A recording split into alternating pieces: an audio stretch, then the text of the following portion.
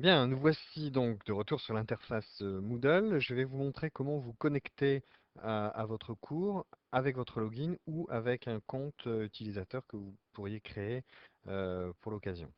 Alors, vous avez en haut à droite le bouton connexion, enfin le lien hypertexte vers connexion. Je clique.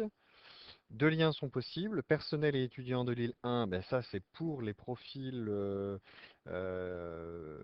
Lille 1. Donc pour vous étudiants, ben, il s'agit d'utiliser votre login et le mot de passe qui vous a été donné à votre inscription. Alors bien évidemment, j'espère que vous ne l'avez pas oublié, parce que c'est avec ce profil qu'il est préférable de se connecter. Dans le cas où vous ne parvenez pas à vous connecter, vous avez toujours le secours de autres utilisateurs. Mais ce n'est à utiliser qu'en cas d'extrême besoin. Autre utilisateur, donc, vous avez ici la possibilité, en lien hypertexte, de vous créer un nouveau compte. Vous cliquez et vous remplissez le formulaire. Une fois ce formulaire validé, vous recevez donc un lien qui vous propose de vous connecter à Moodle. Évidemment, qui vous propose de vous connecter à Moodle en utilisant autre utilisateur et en saisissant votre nom d'utilisateur et votre mot de passe. Si par contre, vous connaissez votre, votre login et votre mot de passe, donc connexion, personnel et étudiant, et là, vous êtes sur la fenêtre d'authentification de l'IL1. Vous saisissez votre identifiant, qui n'est pas toujours dans Kiné, évidemment, le mot de passe, j'ai failli dire mon mot de passe, connexion,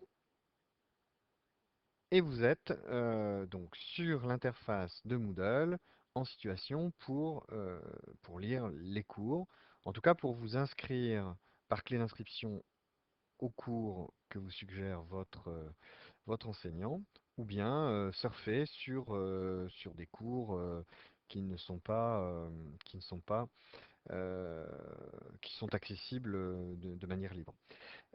Alors, pour trouver un cours, parce qu'il s'agit de trouver le cours dans lequel vous êtes inscrit, dans lequel on va mener une activité.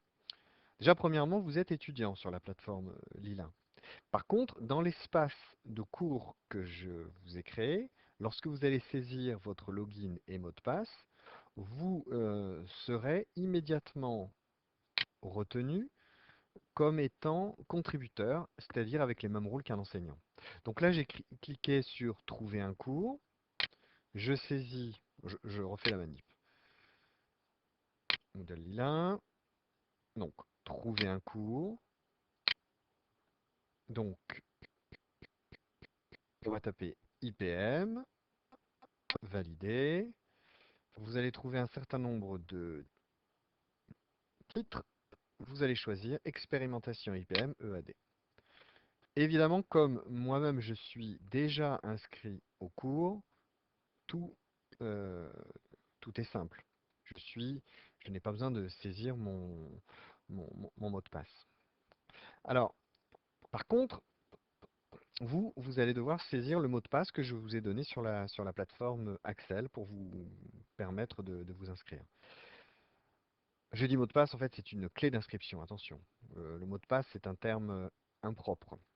La clé d'inscription signifie bien que vous êtes inscrit au cours, vous ne faites la démarche qu'une seule fois. Donc, une fois inscrit, vous allez découvrir que vous avez les mêmes droits qu'un enseignant, c'est-à-dire les mêmes droits que moi actuellement.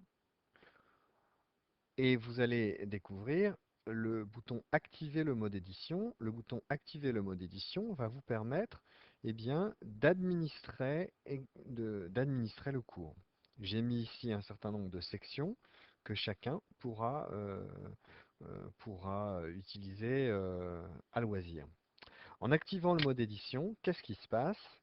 Un certain nombre de pictogrammes apparaissent pour vous autoriser à modifier les différents éléments et à en ajouter de nouveaux. Bref, administrer. Cette administration, vous la retrouvez d'ailleurs ici avec toutes ces caractéristiques que nous découvrirons ultérieurement. Les deux choses essentielles que vous allez faire avec Moodle, c'est ajouter une ressource c'est-à-dire la plupart du temps ajouter des fichiers ou un site web.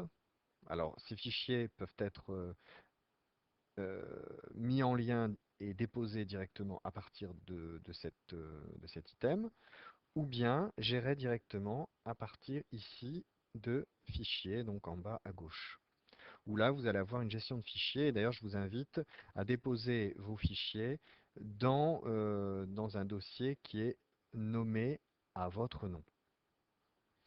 Donc, ajouter une ressource. Et l'autre point le plus riche de Moodle et d'une plateforme pédagogique en général, y compris Axel, Claroline, Sakai, etc., ce sont bien évidemment les activités.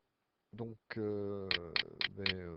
nous découvrirons les, les activités essentielles de Moodle et discuterons de leur opportunité dans dans un cours. Vous trouverez bien entendu des parallèles très clairs avec Axel. Voilà, c'est tout pour le moment.